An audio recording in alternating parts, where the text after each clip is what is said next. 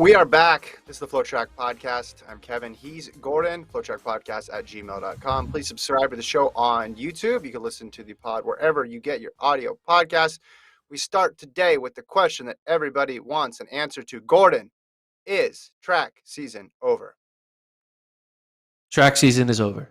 It is over. Saturday was the actual final day. No more track.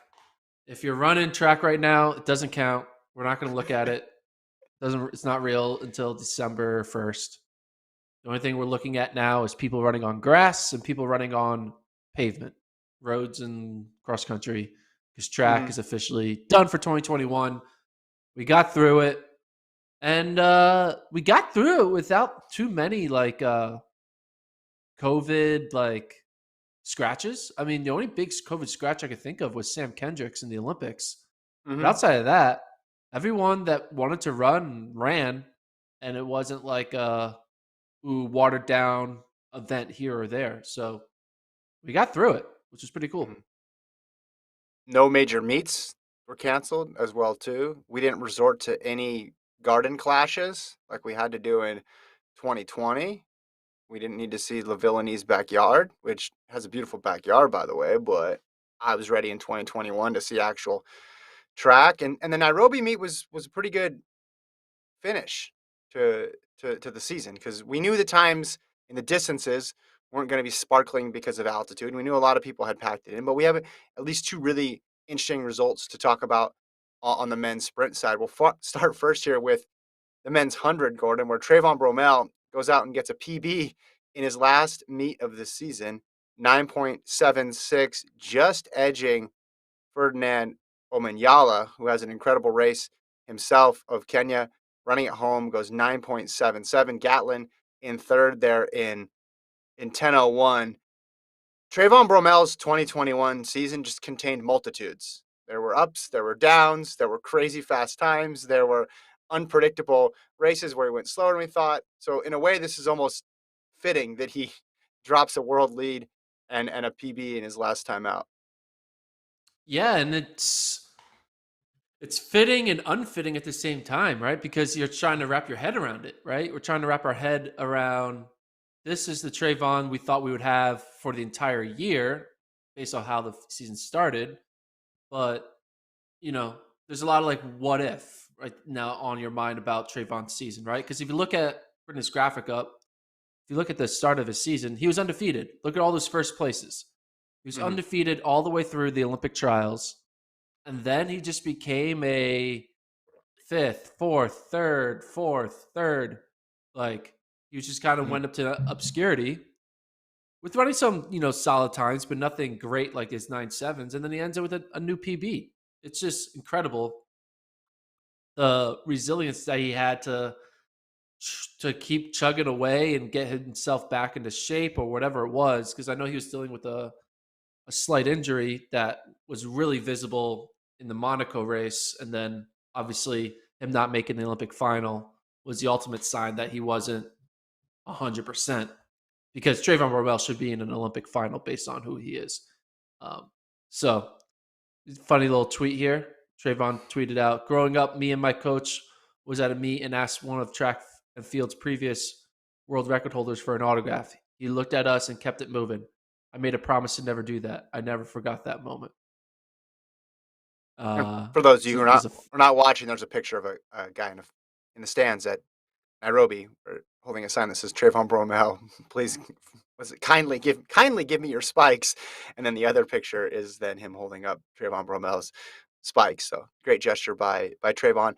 And for those of you who are, altitude and wind and all this other stuff, Gordon ran the numbers on the altitude. So what's the 9.76 convert to? It's equivalent to 981 at sea level. Still fast. So it's still fast. 981 is still pretty fast. Yeah. I think people would look at Bromell and you look at Ominyala right there, who's run some fast times this year, but wasn't a medalist, and say, oh, okay, well, this is all just the byproduct of altitude, which is gonna speed things up. That's not a mystery. There's no denying that. But still, 981, closing with a 981 is a good showing for him. And it comes after, I thought, his outside of the Olympics, which was just tough to figure out. I thought his worst post-Olympic race was Zagreb, the last one we had. He just never looked like he was in it. He had finished farther back, but those were against deeper fields, and he was really competitive and losing some close races and a tenth back or a hundredth or two back from finishing second or even getting wins. But Zagreb was the one where he looked like he was really just a more of a a non-factor. Bracy blew him out of the water, and Ronnie Baker beat him as well too. So then to come back from that all the way to this with a PB, that's momentum going into the back half. Yeah. It's, I mean, Trayvon has tweeted out he's trying to figure out how to race internationally Hmm. because it is a unique process, right? You're getting on a plane and then you only have like 24 hours until your race. It's only one race, right? There's no prelims. So you just got to be ready for that moment. And the entire time you've just been sitting in a hotel waiting to go. It just can kind of mess with your feng shui, I guess, especially in a sprint event. Like I feel like in distance events, like a 1500, 5K, whatever, you take the first few laps to kind of get used to it, settle into the pace, and get ready to go for that final. You can't settle in a sprint. So you have to be ready to go from the gun. And it's kind of hard to do that international when you're traveling all over the place um, in an unfamiliar environment. You know, it's a different meal, right? You're eating what the hotel provides. So it's Hmm. all over the place. So for him to end the season well, not only happy for Bromell, he got back to his 9-7 days, but this entire time we've been having a discussion: can he be Andre DeGrasse, Fred Curley?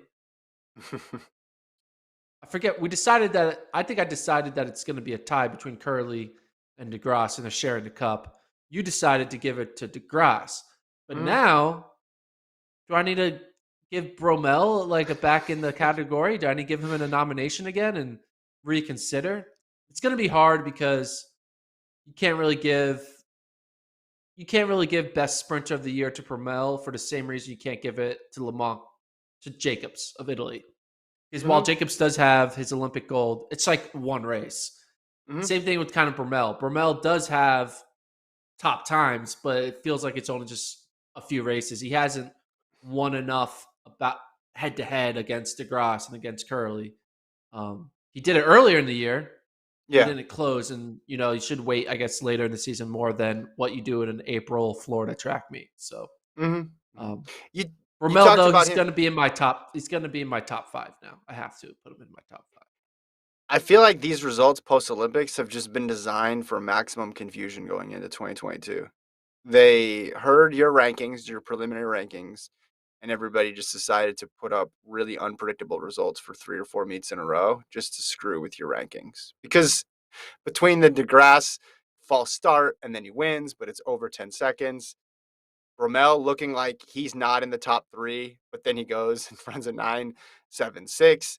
Like, how are you supposed to read anything into these results? Is really, really hard. I want to touch on one point though. You brought up Bromell getting experience racing in Europe. One thing he said he needs more of. Guess what? He doesn't need at all to succeed in 2022. Success in Europe. Yeah, literally does not need to leave the United States if he doesn't want to, because he just got to go to trials and he's got to go to world championships. He could just stay in the state of Oregon. He needs a lot of experience in the state of Oregon to thrive in 2022.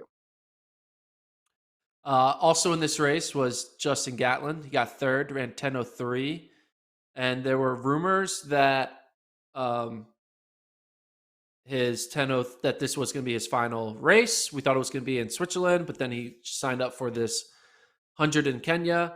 And he's quoted saying that he has yet to officially retire, basically. He is leaving the door open for a return in 2022, something that originally he planned on never even considering, right? He was planning on Yeah, retiring in 2020 for the Olympics.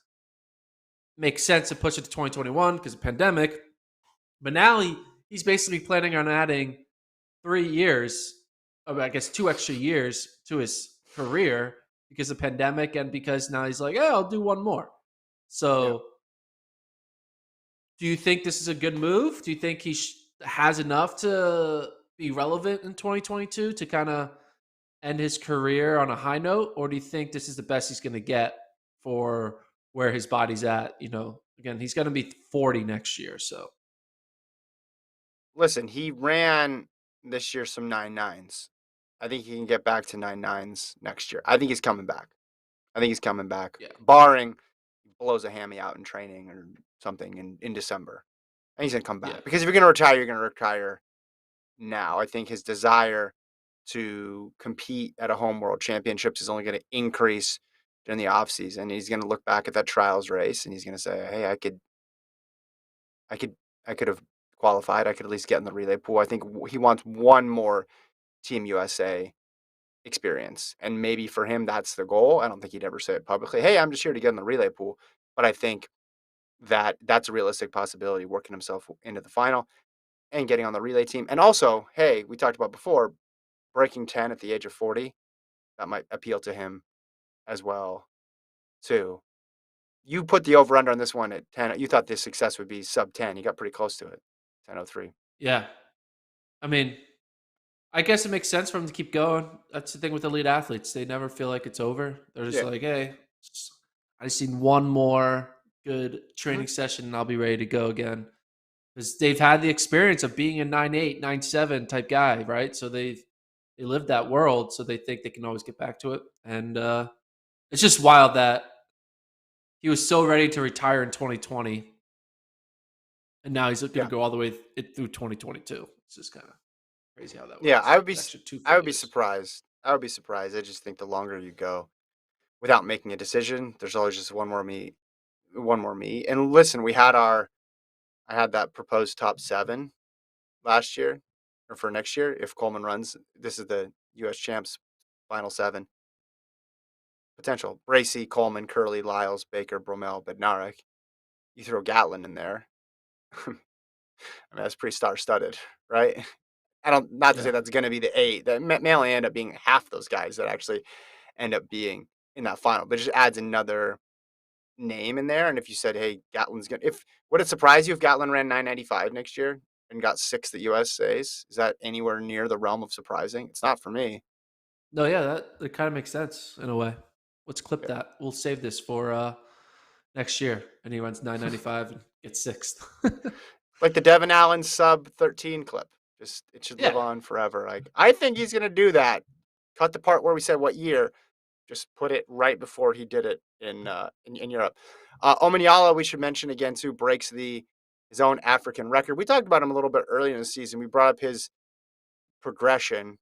So he moves to number 8 all time there with the 977. Remember, you get under 980, it's an elite club. Bolt spoiled us. And before him, Asafa Powell ran a lot of times under 980 as well too, to make it seem like something that's a 9.7 is common. It's not.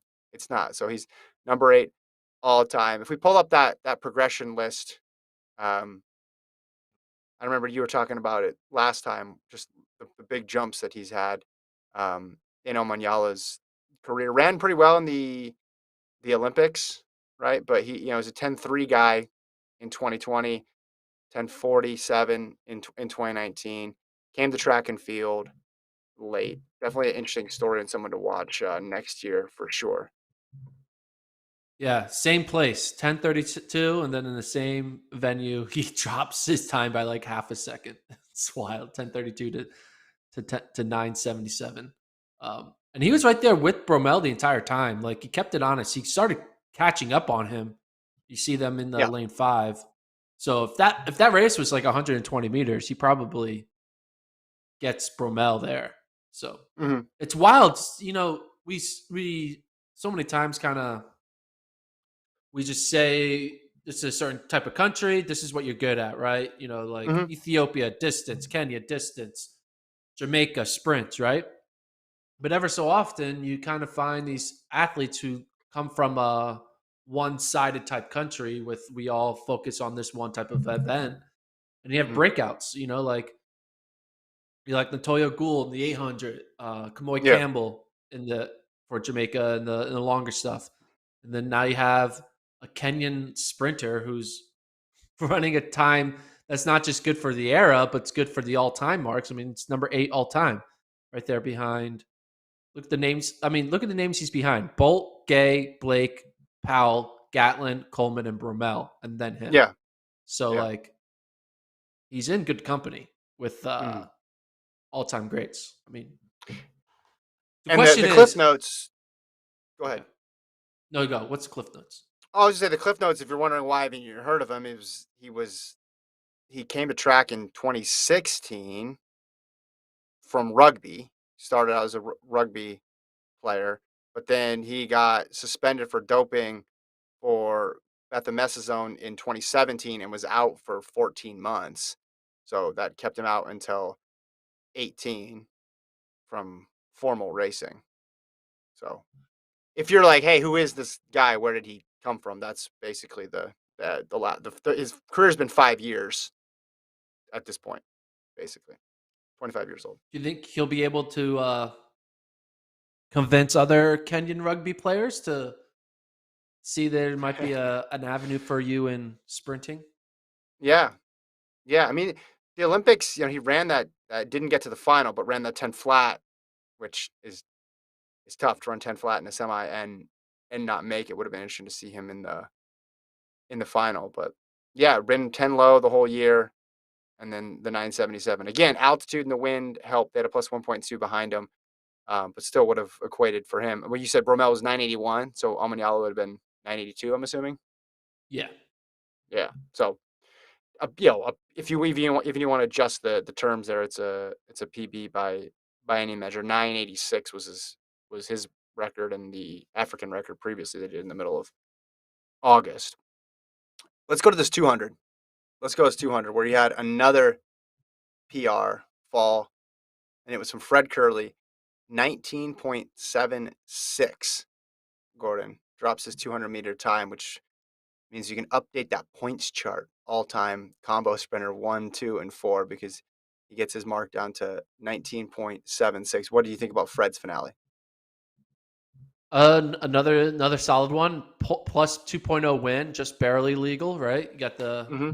Mm-hmm. maybe the Magic home number. track one to make sure, like, hey, it's 2.1. Let's round it down so we can get a legal mark here for these boys on the track. No, I don't. There's nothing fishing going on there. But what I'm saying is, 1976, great mark. It's now become expected that he's going to be in that 19.8 to 19.7 range moving forward. He's Mm-hmm. figured out how to run the turn in the 200. That was like his kind of kryptonite in the Mm-hmm. beginning of the season, just how to get his big body around that curve. He's figured it out. So he's able to match his raw talent with his speed to now the execution in the two. And that results in him being able to be a consistent 19.8, 19.7 guy. And you got to think like Curley now isn't going to wait. Curley was a long shot to make the 200-meter team last year, but I think now Curley has become more of a favorite to make the 200 team this Mm-hmm. year. So, I mean, this year as in 2022. Yeah. He just needed a full season of learning the two to figure it out. So now he'll be more prepared at the U.S. champs to kind of be a consistent 1-2 guy. Um, but he does still say he wants to run the 400. I'm just not sure when that's happening. Mm-hmm. He tweeted out, he wants to run 42 seconds, but he's only running Yeah. twos and ones. So you look at this tweet, just his season's best 984, Mm-hmm. 1976, and 44.6. His season's best. Even though, so look at he updated his profile picture. Show his profile picture, Travis. Let's show this. Look at this. Oh, This that's is it. cool. Yeah, this is him in Kenya. They were Nice. like, I don't know what that was for, but they were like maybe doing some ceremony, giving him some Kenyan garb. He's holding like a stick and he has like a outfit on. He looks badass in that. I So like the look. you look at this time, right? And then you look at all the variables because track people are going to pick it apart and they're going to look at the altitude. You're going to look at the plus 2.0. But I also look at the fact that Curley made himself available for this PB. He didn't need to be racing still 6 weeks after the Olympics. He didn't need to fly to a different continent to run this time. So I think he was rewarded for his persistence here and his willingness to just compete and compete and compete in 2021. Plus 2.0 with the wind, you don't have any control of the weather, but you're more likely to get favorable conditions if you race a bunch, which is what he did. I looked it up. Yeah. He's raced finals this year between 1, 2, and 4, Gordon, 22 times. So 22 finals. So that doesn't even include all the semis that he's run. He's raced in 11 different countries. I don't know if he's going to have his own show on the Travel Channel after this is all done, but he's just been everywhere, and especially post Olympics. Like, look at where he's gone post Olympics. I mean, that he's hitting the Diamond Leagues, he's hitting the Continental Tours. This was a thorough season, like a very complete and deep season for Fred Curley in terms of PBs, in terms of willingness to compete with everybody out there and to push those PBs down. So, I mean, I think it's only appropriate that he was rewarded for his consistency with this PB, with this 1976. It made sense, right? Because you and I were looking, okay, he runs 100 in this, he runs a 400 in this.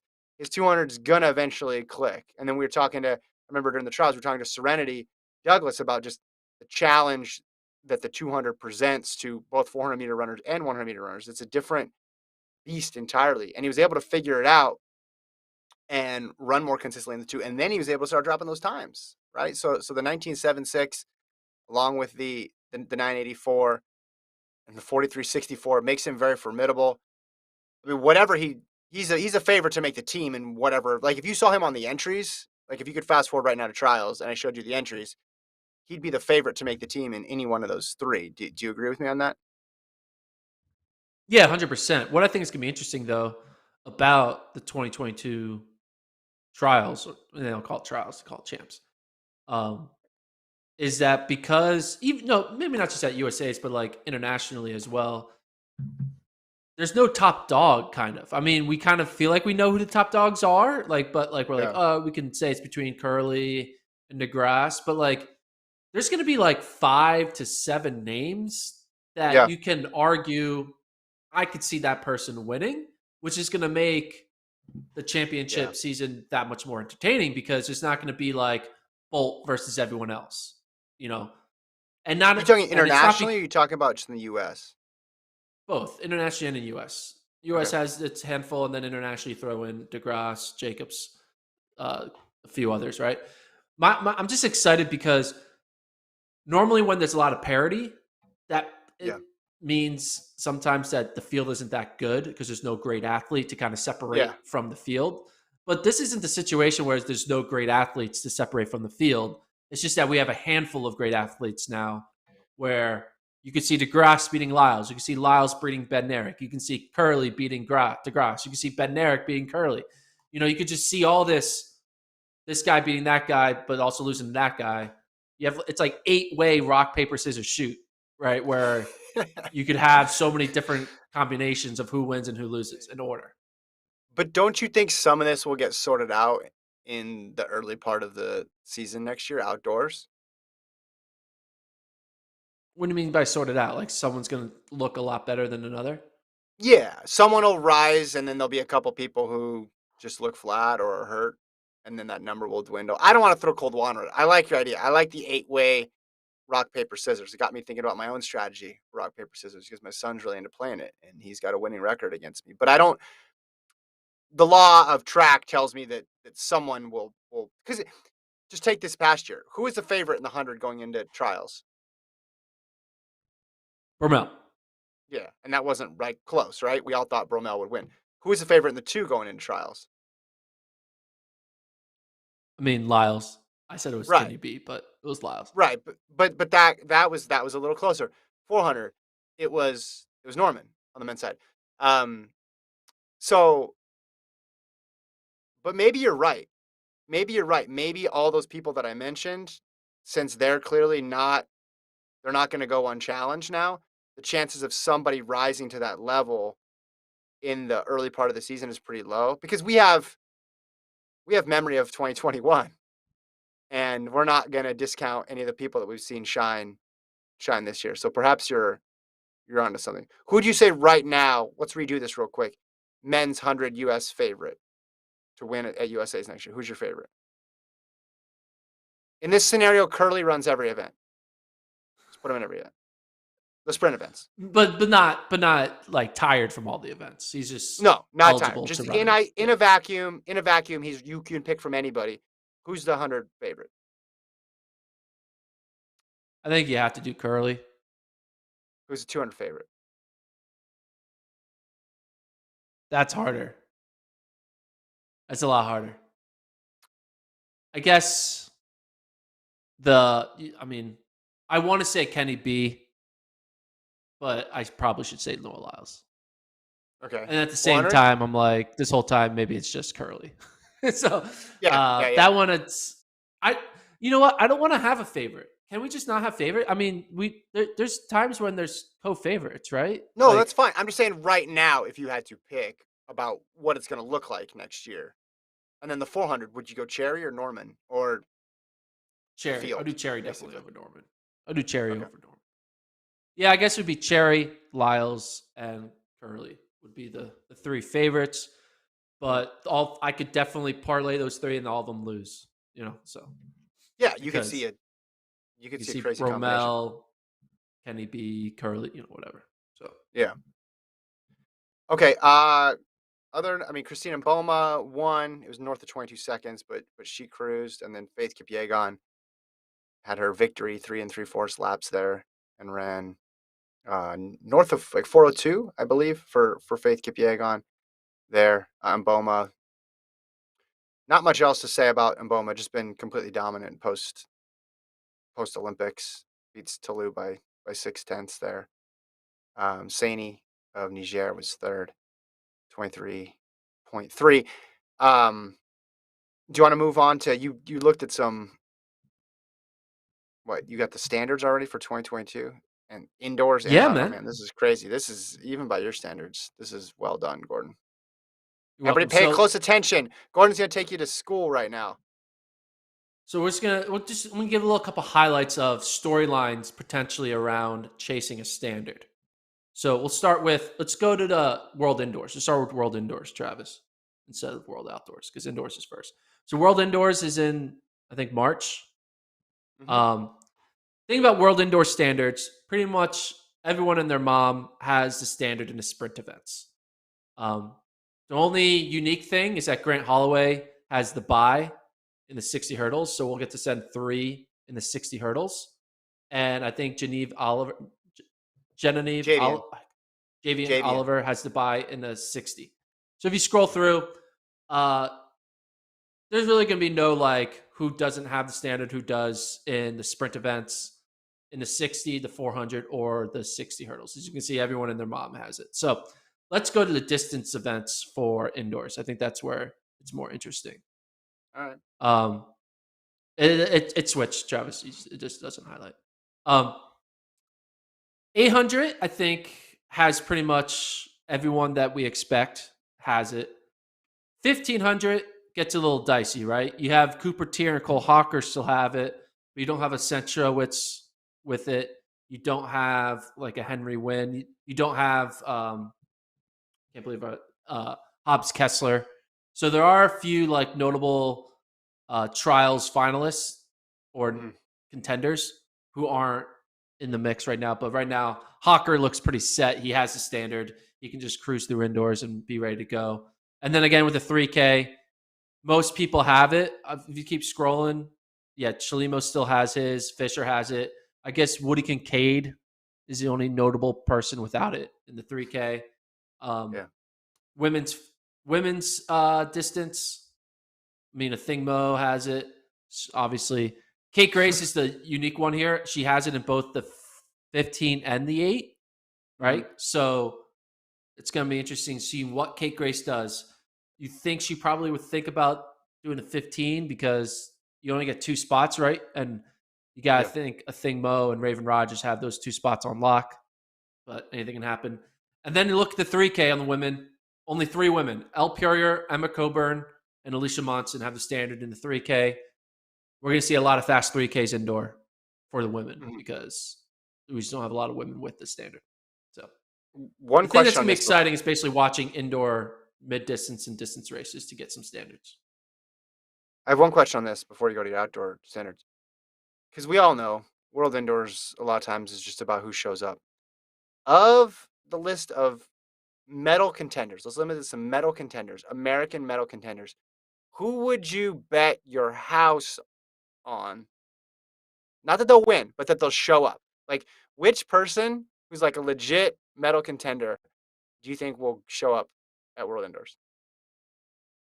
I mean, Grant Holloway. That was my pick. He also has to buy. Why is it? What? Oh, is that why? Wait, why does he have? Oh, That's because not he was why. the tour champion. Okay, but why do we The both question immediately just? is, Is it just because he's so good at this? I mean, he's good at outdoor hurdles too. But why is yeah, it that we both associate Grant Holloway with like he's definitely gonna go to Belgrade in March next year? Like we just pencil that in. He can here's get the question I on want to know. Travelocity and book it now. Do you think Fred Curley will try to make the 60 team?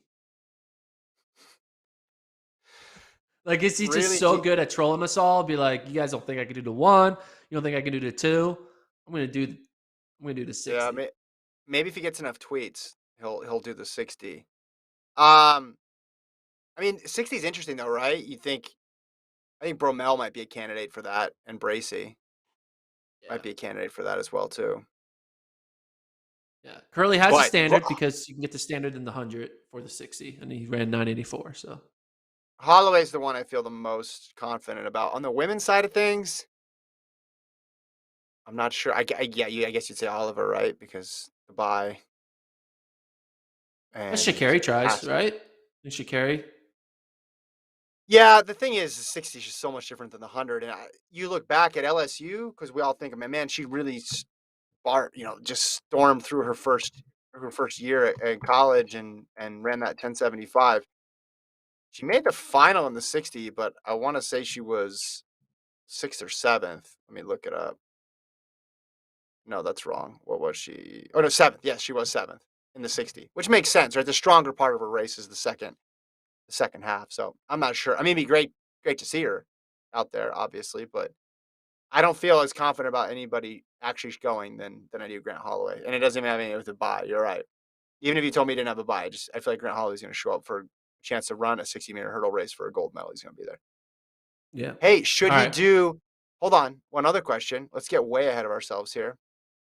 2028 World Indoors. No, just kidding. Should Holloway recreate his Birmingham feat, his NCAA, his straightaway double, hurdles Ooh.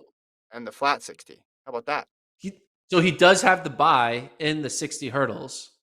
So maybe he That would could try spice things to up. qualify in the 60 and then do the double at Worlds. That would be fun. Would you watch that? Would you watch that? I would watch that. I would definitely I watch would. that. Would you watch uh, that? Yeah, that's the type of thing that World Indoors needs. That's the Yeah. type of storyline that World Indoors needs to have to make up for the fact that so many people miss it and they don't show up. But Holloway going for it's true. I mean, I'm not saying anything That's people true. don't know. Is people don't show up to World Indoors. You don't, and part of it's you don't have the best event. Listen, what's the best event right now in track and field? The 100.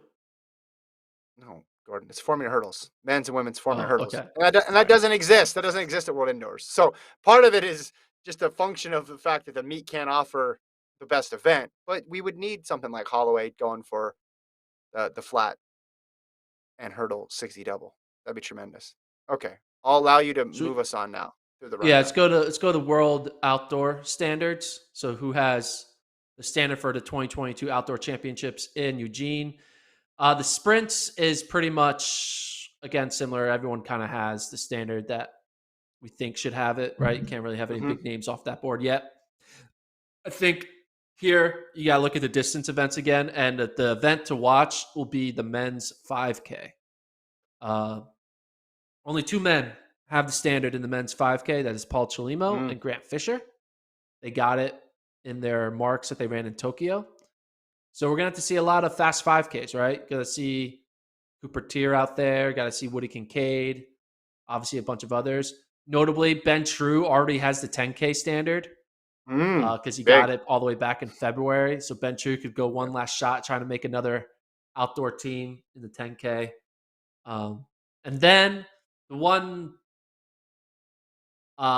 standard chase that actually matters is the marathon, right? Because the marathon typically is not always setting the top three Americans because they would rather do an appearance fee and a fall Mhm. marathon. But a marathon in America, you world champs, you may feel like a little more tempted to want to be on the team. And Yeah. right now, our world team for 2022 would be Martin Hareher, Noah Droddy, and Colin Betty. If they were to Mm. pick the team today, that's who it would be. Now, obviously, we're going into fall marathon season, and so this list will change and get updated. But as of right now, those three are our marathoners. Are they Kind of just going wild. Two based on Syracuse alum. Yeah, it's just on are they time. just going based they're not taking, like, US marathon champ? Just the No, US no, no. marathon champs exist? Okay. Just on times. Alright, memo to Galen Rupp. Better get moving early on in Chicago Yeah. there. So right That now the will cutoff to make worlds is 209.38 held by Colin Betty. So and then on the women's side, who are the top three marathon and the women? It yeah, is Hall and D'Amato, Sarah right? Yeah. Hall, Kiera D'Amato, and Kellen Taylor. Mhm. Kellen Taylor 22:25:22 is the cutoff. So, basically, right now, last December's marathon project is the trials, is, like, how it's Yes, functioning. It'll change. correct. Someone's gonna run faster in the fall. I am interested to see if more US athletes run it just because it's in Eugene. I think they will. Why not? Money. Yeah, Money's still an issue with it, but I but think it also depends on the athlete. Like, will Kiera D'Amato pass up an opportunity to represent Team USA mhm. based on the journey she's had? I don't think so. Well, I think will Rupp pass up the opportunity Rupp is, I to do guess, it? I could Because see Rupp it not passing it up because Rupp could be like, this is my yeah, chance to get my first ever gold. yeah, in Oregon, right? It's different, Yeah, I think. Let's just be if the world championships were in New York, it'd be a little bit different. I think the fact that it's in Oregon, he's just intimately familiar with racing in Eugene on a, like, that could be his granular level, and it could be his last chance to win something of significance too. career ending run. Like that could be like, this is my John Elway try to win a Super Bowl moment. You're just It would gonna make retire perfect Galen Rupp sense. like that? I think yeah, why not? That would be a perfect way to go out, retire. Retire with the gold medal in your home state. Oh, He's it'd be the storybook ending for sure what else does he for need him. to do? He doesn't need to do anything else. He doesn't need to win I guess win Boston is the only other thing. To catch Kipchoge, he's gotta run 1:59:39 if he wants to catch Yeah, I don't think he's doing Kipchoge. that. I think Who he's done with what's that. he racing for at this point? I mean, to I guess, greatest American marathoner of all time? Some people think he's already there at that point. I think you get the gold if you get one that you race at home in your home country, then you're running in your home state. You're really familiar, which the marathon that stuff matters, temperature, all that stuff matters. And then the third thing is you really have a legitimate shot at a medal because it's the world championships and not every country sends their best three. And they're probably thinking to themselves, "Oh, I got to fly all the way across, halfway across the world to run." Just as the United States athletes say that when the world championships are in London or in Qatar or in Beijing. So you could get a weaker field and it becomes a winnable race, but then you still get the title of world champion, which when you end your career and it's on your Wikipedia page, people aren't like, well, actually, the world championship marathons aren't as hard as the Olympics or the world marathon majors. Like, shut up. I have a gold medal. I can't hear it. Yeah. This gold medal is blocking all of your nonsense. You're a world championship gold medalist. Like you are. You are. And you can leave everybody else to quibble and devalue it. But the reality is you're a world championship gold medalist. Yeah. I think it would be perfect. It's perfect scenario. He gets to sleep at home. He gets to like Yeah. sleep in Yeah. his own house before the race. Like, Well, be a perfect situation. The US women would be really interesting too because I mean, all those top women they may not be from Oregon, but they're used to competing in Oregon because they've gone to Eugene 100 times because everybody has the United States and they are deeper than the men. So they could put 3 women on the line who would have a chance to medal. Medal. Yeah. Just the way that US women's marathoning is going to. I'd like to see it. I want to see that race become more like an Olympic race. with the quality. I know that's unrealistic to ask, but it would be cool to have it at that level. Well, it's definitely going to be treated. I think it's going to be treated like an Olympic marathon for Americans because it's in the U.S. I think, yeah, they're just going to be itching to be a part of that. It's not a cool opportunity. Yeah, so that's gonna be a thing to watch, and especially this fall because there's not many times to qualify. Right, you're gonna have this fall, and then probably the spring, like Boston, London. But you'd think you want to get your top mark in these next few months to try to secure a top Yeah, three get it out spot. of the way. Yeah, yeah. Man, standards chasing in the marathon, it would be pretty intense. Just an 11th hour emergency marathon to get you ahead of somebody else, and then meanwhile, then someone in the other side of the country then one ups you and gets it, and you're just devastated. That'd be tough. Okay, We have two let's going on talk. at the same time, and you don't know That's if true. you're in the lead or not. Yeah. That's true. It's like virtual racing all over again. Let's. You want to talk about cross country real quick, and then we can end with this Shakira Richardson Usain Bolt story. Yeah. So the big guns are now out running. This past weekend was kind of the first weekend of legitimate athletes racing. A lot of times you have like these tempo runs, these time trial type runs where it's a dominant team versus a random D3 school or whatever. No disrespect for D3. I'm a D3 alum. I love my D3 athletes. But the marquee event, there were two good races. There's one in Stillwater and one in Tallahassee. Mhm. Stillwater was a Cowboy Jamboree. We saw uh, the newly ranked number one team, NAU. At the time, they were number two in my rankings, but now they're number one. Go up Spoiler alert. against number three, Oklahoma State. And NAU won. They beat Oklahoma State easily behind a big three of Abdi Nur, Nico Young, Drew Bosley. Yeah. There were a bunch of storylines that came out of this race. Number one, so you can see, yeah, NAU won 40-62. Colorado also got 62 points, but got third based on tiebreaker. Texas was in fourth. Tulsa, a top 10 program, kind of was a disappointing fifth. But back to the overall results. Big story here was Isai Rodriguez. He won by like over 30 seconds. Hmm. Um, Basically, no one wanted to run with him. He had like a 5 second lead after the first 2K, and then that was all she wrote. So Isai definitely trying to show that he's prepared to go up against the Wesley Kiptus, Cooper Tiers, Connor Mance to have a chance to win an individual title. The NAU guys kind of held back, ran well with Eduardo Herrera. Um, and you look at NAU has a big situation. They have to replace two top 10 guys in Blaise Farrow and Luis Grijalva because all the other schools returned everyone except for NAU. So NAU is going to be looking at Drew Bosley to run basically the way Hmm. he ran in 2019, which so far he's looking good here as a strong number three man. And George Yeah. Koosh, who finished 13th in this race. He's a transfer from New Mexico, not New Mexico, from Nebraska. He's a Big Yeah. Ten. He won the Big Ten XC champs, but then finished 200th at NCAAs. So if Mike Smith can find a way to get George Koosh to run like the Big Ten champ and be a solid number four runner for NAU, it's gonna be hard for Notre Dame or Oklahoma State or Colorado or any of these teams to beat NAU once again. Which is they're going for what, number 5 in 6 years? Is that what this is, or 4 in Yes. 6 years? No, it'd be. Five? Hold on. No, Yeah. before. No, they got four. Oh, they already have four. Okay. Yeah, I'm losing track of how many they've won. So this is number five they're going for.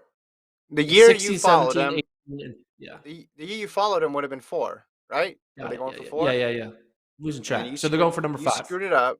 You jinxed it. Scoot it up. Screwed it up for them, and then they lost. But then they got their fourth in 5 years, so this would be 5 and 6. Okay, what about the women? Women, if you go to the Florida State meet, Travis. Uh, Sorry, I should have prepared, Travis. Just PT timing, and you can find it. Anyway, BYU women, they one handedly in Florida State. And we don't need to show the results, but BYU women dominated at Florida State. NC State women, they swept their home meet. Caitlin Tui won.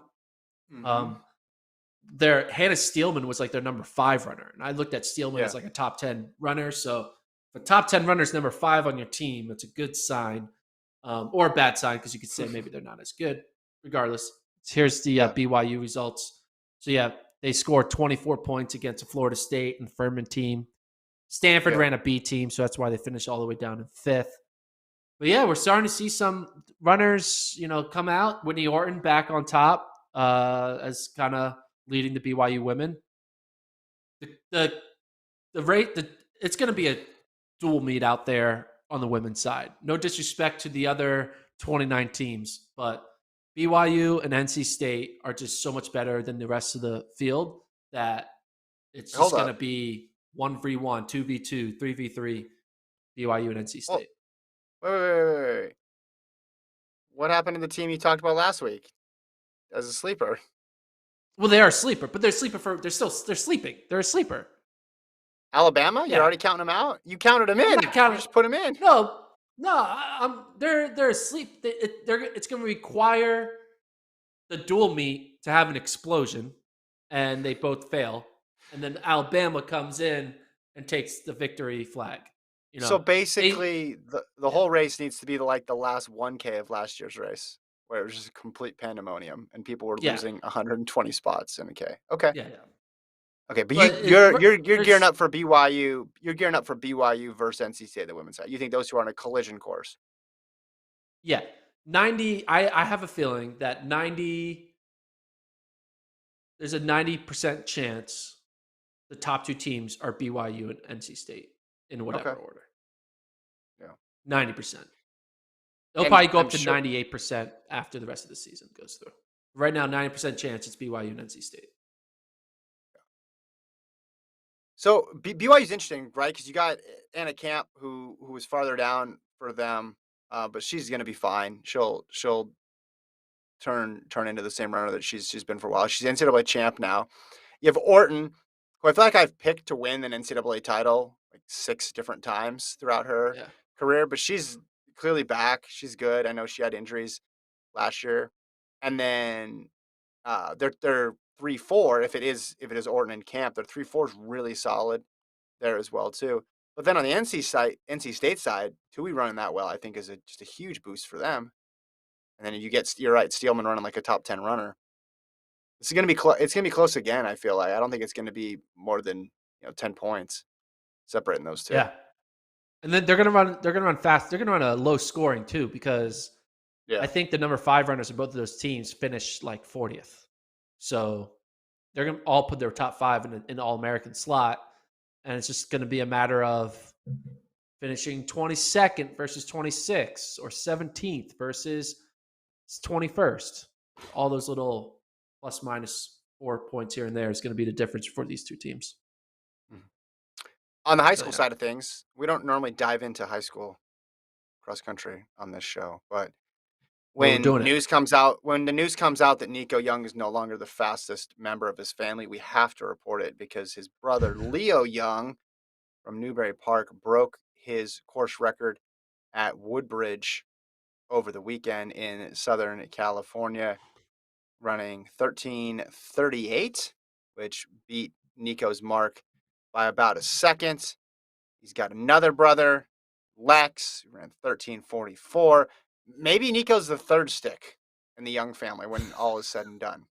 Because you got Leo Young, 13:38, Nico Young, 13:39. These are the all time marks. And then Lex Young in fourth at 13:44. It's all Newbury Park all the time. The VO2 max in that family is off the charts, Gordon. So yeah, Leo, Nico, and Lex, the young trio. I was trying to think like, what are the odds that Leo or Lex run better than what Nico is? Because while they are breaking Nico's high school marks, I think it's different. High school, there's so much, it's different coaching, all that stuff. Like Nico is now running Yeah. 13:24 in the 5K, finishing top 5 as a freshman in cross. Do you think Hmm. there is a scenario where Leo or Lex, because they're both breaking his records when they're juniors, they're not even seniors, right? So they're doing Yeah. it 1 year earlier than Nico did. Do you think there's a scenario where Leo or Lex will be better than what Nico is right now? Yeah. There's absolutely a scenario.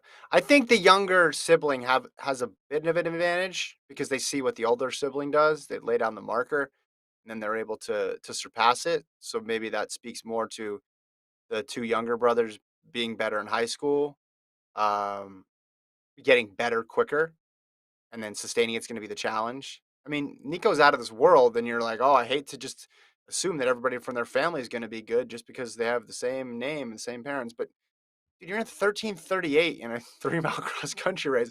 What other conclusion can you draw? Like that's just insane. That program clearly is just. I mean, it's like a. How many college programs do you think Newberry Park could beat? I mean, what are we doing here?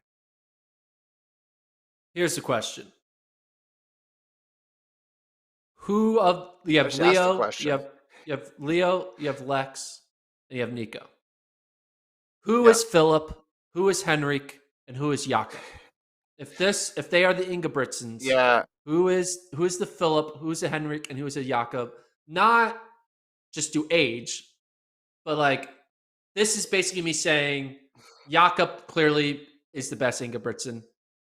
Philip was the Hmm. second best Ingebrigtsen, and Henrik is the third best. So I Yeah. know you Yeah. shouldn't be predicting how 17 and 16-year olds are going to be when they're 25, but we're doing it anyway. If you had to say which one, who's the Jakob right now? Are you willing to say Nico is still because in the beginning Nico Yeah. was Jakob, right? But has Yeah. But the more Lex young given an brothers up? I meet, the Yeah. the more young brother.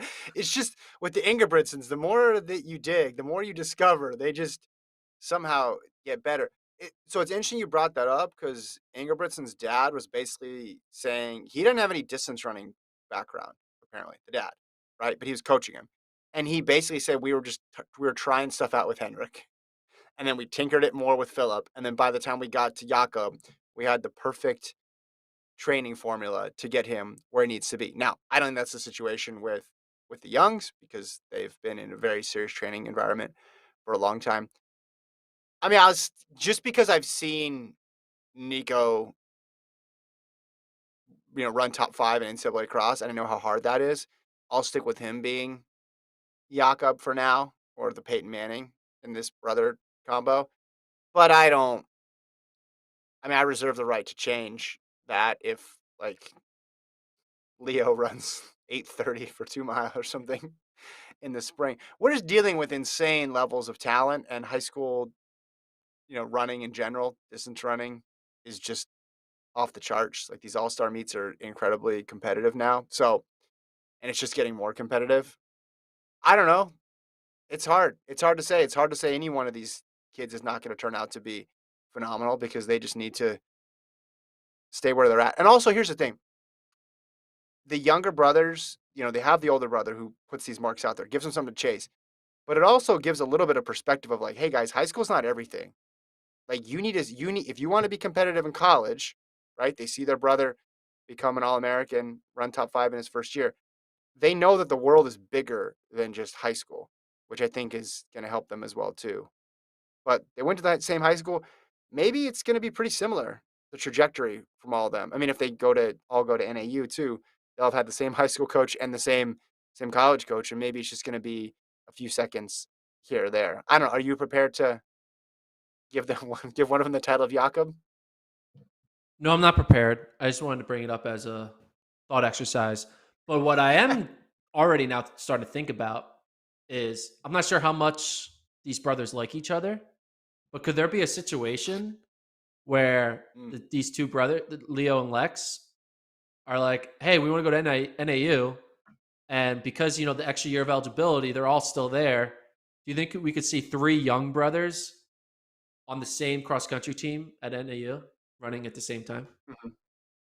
They're That'd be kind twins of wild. too. I like how Have we ever seen three mm, brothers all on the same team on a cross country team? Like, I don't know. that's Someone a good did stat. research that's happened.